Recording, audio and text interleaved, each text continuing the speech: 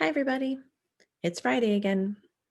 I'm here to share with you the first chapter of our next book titled Amal Unbound, and it's written by Aisha Saeed.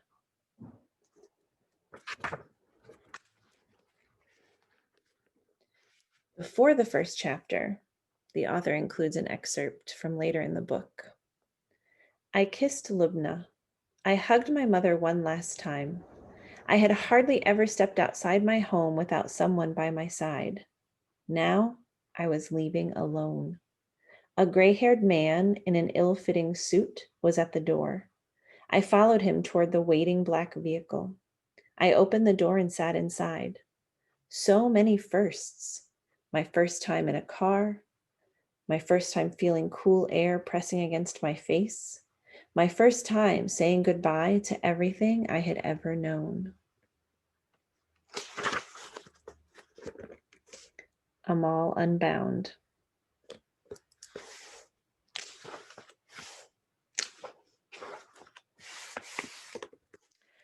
Chapter 1.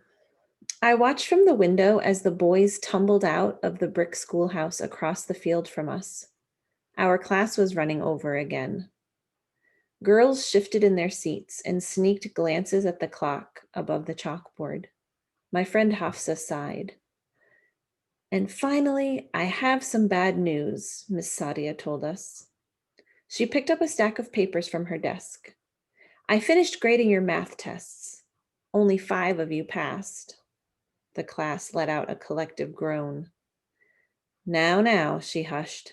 This just means we have more work to do. We'll go over it tomorrow and take another test next week. Those questions were hard, my younger sister Seema whispered to me. We lined up by the chalkboard at the front of the class to get our tests. I should have stayed with the younger class until fall. Oh, come on now. You know you probably passed, I whispered back. When have you ever failed an exam? Seema tugged at her sleeves as she walked up to Miss Sadia. It was only in the arms that you could see my uniform was too big on her. Miss Sadia handed Seema the paper. As expected, Seema's worried expression shifted to a smile. Her steps were lighter before she slipped out of the classroom. I'm sorry I can't help today, I told Miss Sadia once the room was empty. This was my favorite part of the day, when everyone left and it was just the two of us. The building felt like it had exhaled, expanding a little bit without all 34 of us crammed, 2 to a desk, filling up nearly every square inch of space. My mother is in bed again. Is the baby almost here? Yes. So my father said I have to come home and watch my sisters. I'll miss your help, Amal, but he's right.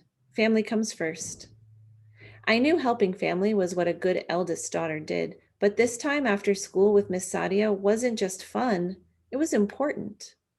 I wanted to be a teacher when I grew up, and who better to learn from than the best teacher I ever had?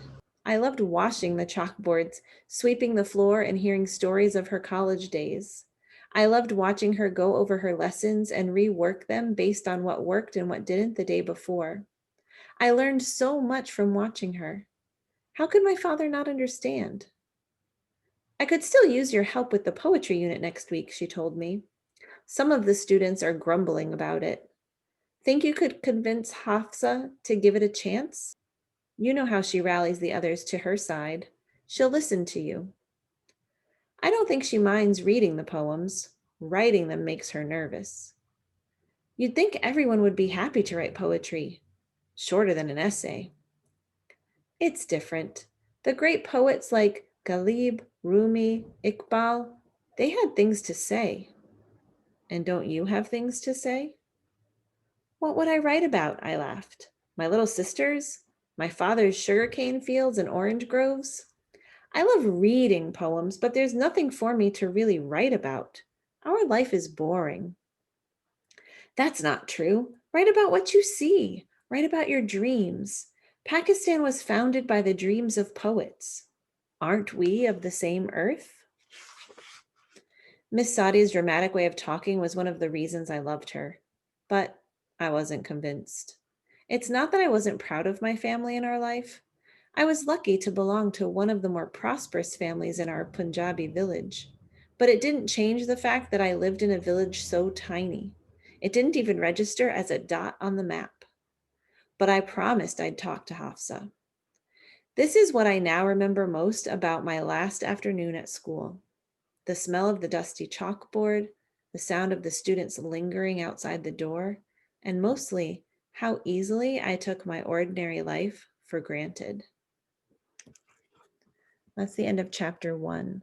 So I'm already wondering why this was her last day at school. And the excerpt that we read before chapter 1 indicated that she was leaving alone.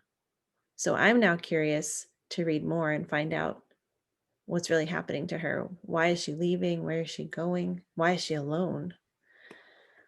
Reading the back of the book, though, I wanted to save this to the end.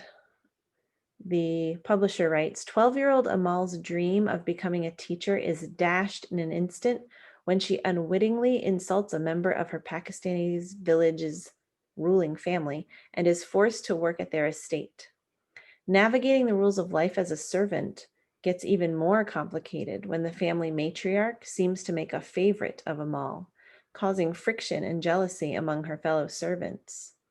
More troubling, though, is Amal's increasing awareness of the deadly measures the Khan family will resort to in order to protect their interests, and her growing realization that she will have to find a way to work with the others if they are ever going to break the system that oppresses them.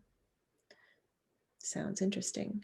So if you want to continue reading Amal Unbound, look for it on the Libby app. And again, hopefully it will be soon added to our Sora collection. But Libby is free to use with a library card. So don't forget, if you don't have a library card, get one now. They are free. See you next time.